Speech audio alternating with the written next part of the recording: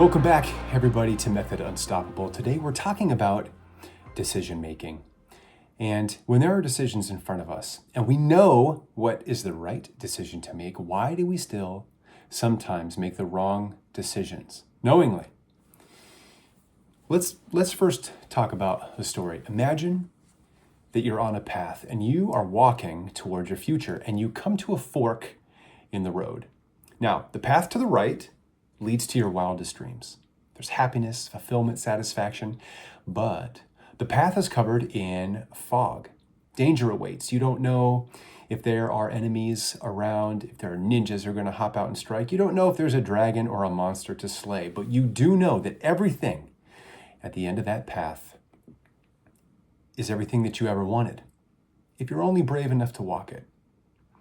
Now, the path to the left, that's the path that leads to everything that you never wanted. Regret, unhappiness, pain. But this path is clear. There are no obstacles, there's no dangers, there's no risk. It is wide open, and it is a safe path. Now, which road do you choose? Now, the answer seems obvious. I mean, we want to take the path to the right, towards happiness, towards our goals, towards fulfillment, right? But I bet you, like me, have taken that road to the left far too often. Now, in this conversation, I want to unpack why we chronically take that left path and what can we do to take more paths to the right towards what we want. Now, this thought exercise is meant to highlight the impact of the choices that we make. Every decision that we make has an impact on how we develop and who we become. We can choose to either exercise and work out or relax. We can choose to procrastinate or take action. We can choose good food versus junk food. We can choose to go to bed on time or stay up later. Every choice and decision has an impact, and every choice that we make is a vote for our future self. Now, oftentimes, we move through each day and we are unaware of the path that we are actually walking, or we make decisions without considering, the end, what path that we're on. Now, we could talk about decisions and how there are short-term and long-term decisions, there's reactions and whatnot, but for the context of this conversation, I want to focus on the decisions that we make that are intentional, when there's something in front of us that we get to choose, and we have to choose either right or left. Now, when we choose to not take action aligned with our goals, we take a step down that left path, down the path where we don't eventually want to be. A single step down this path to the left, it may not have an obvious impact on our lives, but if we repeatedly take steps down that left path, eventually we are going to wake up and then be thinking, oh my God, how the hell did I get here? I am so far down this left path, I don't even know what the right path looks like anymore. Now, the trouble is that the easiest decision is often the ones that keeps us trapped. The easiest decision is the left path because it feels safe. We know the dangers on the left path. There's none. It's clear. Doing nothing, there's no risk. We know the topography of that path as well. It's going to be smooth sailing. But in the moment, we often forget where that path leads, and that is nowhere. So why on earth do we tend to avoid making changes that we know we need to make? Why do we stay stuck in our current routines when we know deep down, we know that we're capable of more? Well, the answer comes down really to one word, and it's a word that I repeat often in my writing and speaking, and that is pain. We humans are very good at recognizing potential pain and avoiding it. Now, we'll get to more on that later.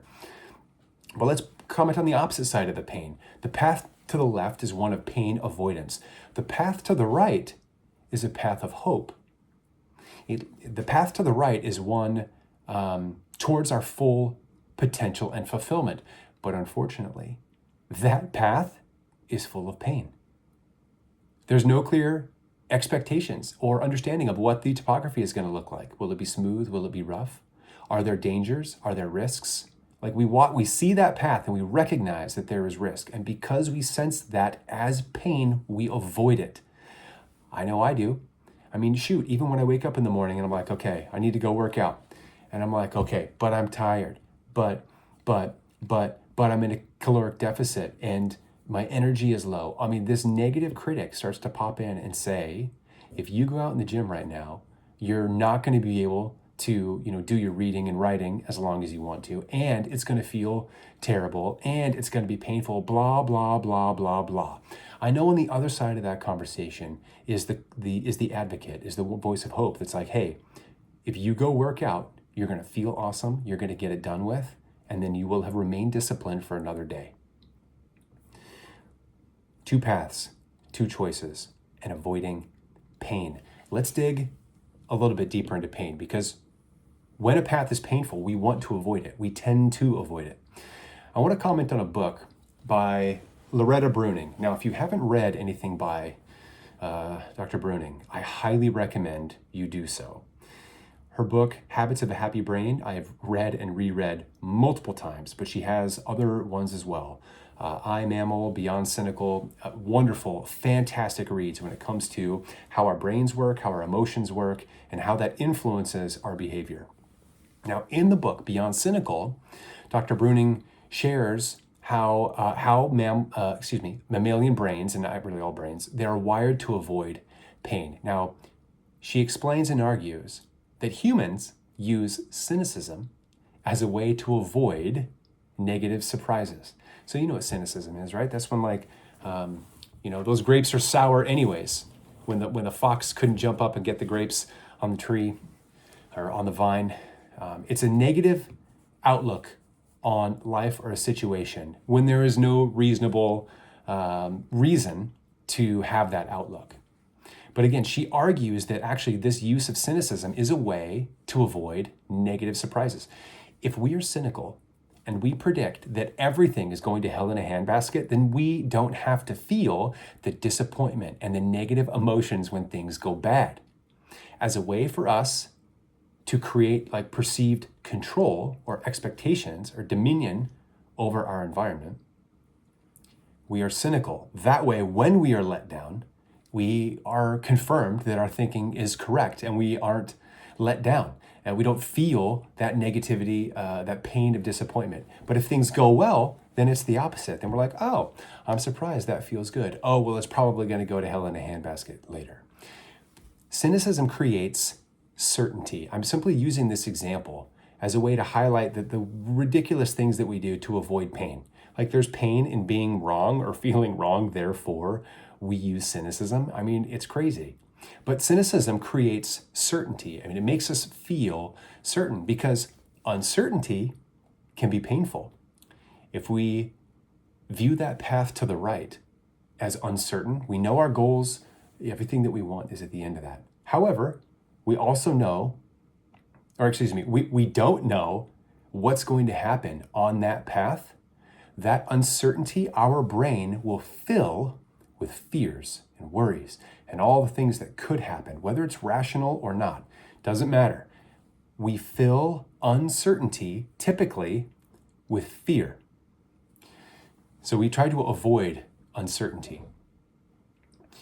Now, uncertainty, like pain, is obviously it's good to avoid pain. Pain is a signal that warns us of oncoming danger. So, prolonged exposure to pain means death, quite simply. Hunger is a pain. And if we have chronic exposure to hunger, that means we're starving, then that means we're going to die. Social judgment is a pain because, being exiled or judged means that we're being kicked out of our herd. And that is decrease in safety, and so we could die. Longing, wanting to be with somebody is a pain because without reproducing and without spreading our genes, then that leads to the death of our genes, and that is painful. Pain is a signal that death is on the other end if we keep going. Left unchecked, right, that pain could be the death of us. Now, in order to avoid pain, we need certainty and security. Uncertainty is risky, dangerous, at least that's what our brain says. And when we are uncertain, right, we risk conjuring those stories of fear, and we call it worrying. But this is ridiculous. We come to this fork in the road. The left-right is certain. It is certainly not painful, at least not immediately. The right road is uncertain. So we choose the left because the right road is uncertain. Our brains scream at us to choose the safe route. How the hell do we overcome this? Well, I'll tell you what works for me and what I have used. And it's a word that we used earlier, and it is leveraging hope. And we have to leverage our positive emotions, and we have to leverage our negative emotion of pain and create a pain battle. I'll get to that in a little bit. But let's talk about hope first. Our brains are wired to avoid pain, but we are also wired to seek pleasure and opportunity. So in another one of Dr. Bruning's books, in Habits of a Happy Brain, she describes like feel-good chemicals that drive us to take action. So we have a stress response, which triggers when we perceive pain. We have a reward system that triggers us when we perceive opportunity. So chemicals, neurotransmitters like dopamine, serotonin, oxytocin, they all play a role in moving us to take action for positive gain.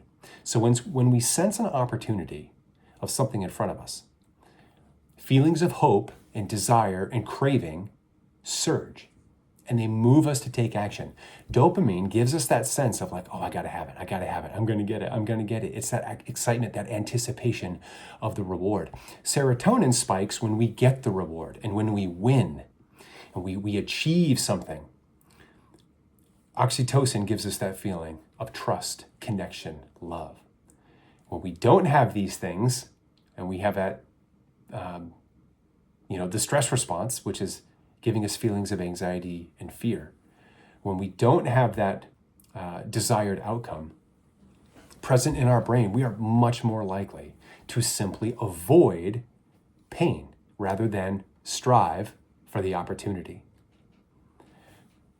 So just as fear and pain trigger us to take action, so does hope and desire. Now, most of the time, both feelings are present. But pain avoidance usually wins. We are very good at this. So let's talk about the battle of pain and how we can actually leverage the battle of pain to our advantage. So every time we make a decision, we leverage this little pain calculator in our brain. And oftentimes it's an unintentional calculator. It is a reactionary, system. But every time we make a decision, we choose which path to walk. We estimate the pain that we are going to feel or the risk that we take by taking each action. And inside we do this comparison of, okay, which one's going to hurt more? So in short, is there more pain in taking action or not taking action? Is there more pain in taking action towards the right path or not taking action and just stepping down the left path again? So if we just take an example here, if we're hungry, we feel pain. Now, what are our options to relieve this pain? Now, in today's world, like we can just go to the fridge. And so, very little risk. But let's say a long time ago, you had to go hunting or you had to go gathering. And when we go hunting and gathering, there are animals out there that may want to eat us. So you might think twice about going hunting, even when you feel the pain of hunger. If you're just a little bit hungry, the hunger of pain is less than the perceived pain or risk of getting eaten by a saber-toothed tiger. And therefore, we go down the left path. We do nothing because the pain of taking action, that uncertainty down the right path, is greater than the pain of being hungry. But let's extend this out a little bit. Let's say it's like the next day and you haven't eaten anything and you are very hungry. And just to boot, let's add your family in there. So you have to feed them too. Now the pain is significant. Everybody's hungry. You're hungry. How much pain are you experiencing from the hunger standpoint compared to the risk of getting eaten by a saber-toothed tiger? In this instance, our brain may say, this pain of hunger is so intense, you need to go out and brave that tiger and kick that thing so you can get food for you and your family. Your hunger pain may be more than the risk of danger while hunting. Therefore, we take action. So you may have heard this saying that we only change when the pain of staying the same is worse than the pain of changing or worse than the pain of action. Now, like as an extreme example, like many addicts and alcoholics have to hit rock bottom before getting sober because the pain of that addiction has to be greater than the pain of changing. If you want to learn more about this, a wonderful book called The Craving Brain. It's right in line with like Habits of the Happy Brain. It's all about like neurochemistry, addictive tendencies. It's really fantastic, quite educational. But it can be tremendously difficult to break addictions because our brains are so strongly wired to avoid pain, and addictive brains are a little bit different in how they create motivation for satisfaction. But again, that's a different topic for a different day. But because our brain has this pain calculator in it, and we're always doing this comparison, we can leverage this to our advantage. We can leverage pain for the positive. Now, actually, I just wrote about this and just spoke about this in a previous video. We know that change happens when the pain of doing nothing is worse than the pain of changing. But most of the time, the pain of doing nothing is just pain delayed. Okay, so we talked about that path to the left. Everything that you don't want is at the end of that path. That means if you take a step down that left path, you're going to experience pain. You're just not going to experience it farther down the road or until farther down the road. It could be years, but it could happen, but it will happen. Like if you don't eat nutritious food, you're not going to feel immediate pain. In fact, you might feel awesome. And the pain you feel from these repeated actions, they will not show up until you look in the mirror one day and be unhappy with what you see, with who's staring back. You might have a heart attack. You might not fit into a single airplane seat, right? Pain, lots of pain, lots of pain. Now, you might think I'm exaggerating, but like these examples are ones that I've heard directly from my clients who finally made the decision to lose weight because they're experiencing so much pain in their life because of their health that the pain of going on a diet, controlling their eating and exercising is less than the pain of staying the same. In order to leverage pain for positive action, we have to bring that perception of pain from the future into the present. Now, how do we do this? We have to imagine, we have to visualize. When we stand at that fork in the road and we look to that path to the right and we look to the path to the left, there's pains that we are going to experience on both sides, right? The pain on the right obviously is more closely tied to us, or is more nascent, is going to come up sooner. They're more apparent. When we look to that path to the left and we ignore that clear road, though, if we can look to the end and identify the pain that we are going to experience, we can almost like pull out a telescope and make it appear as if that pain is going to happen right now. So bring that future painful destination into the present and steepen it. Sit there, feel it. I mean, I talk about this all the time. Think about the person that you don't want to become that's at the end of that left path. Embody that person. Stand like that person. Speak like that person. Feel what that person feels. It's going to be painful, and that's okay. Now, it's also true, I've said in other places, that a positive mind outperforms a negative or neutral mind. So we don't want to live in this pain because it actually inhibits our ability to be creative and be productive. But it sure is motivating. So pain is a signal. Pain is a trigger. Pain is a motivator. And we can leverage pain for positive action. Now, just as a summary here, every decision that we make is a vote for our future self. Now, we are either walking down the right path towards our ideal self, slaying the monsters, overcoming the challenges, and experiencing the pain, or we are going to go down the left path where we delay the pain until we get to a point where we are regretful or remorseful for not doing more to take action towards the right path. To move us towards that right action, towards the right path, we have to imagine that pain that exists at the end of the left path and feel that pain and steepen it. That way, we can prime ourselves to take action for taking that path to the right. Now, the next time you're at a fork in the road, consider this pain calculator. Consider the challenges that you're going to have to face and overcome, yes, but also consider what will happen if you don't, and steepen it. Leverage pain for positive action, my friends. Get out there. I hope you keep crushing it. Thanks for watching and listening. Until next time.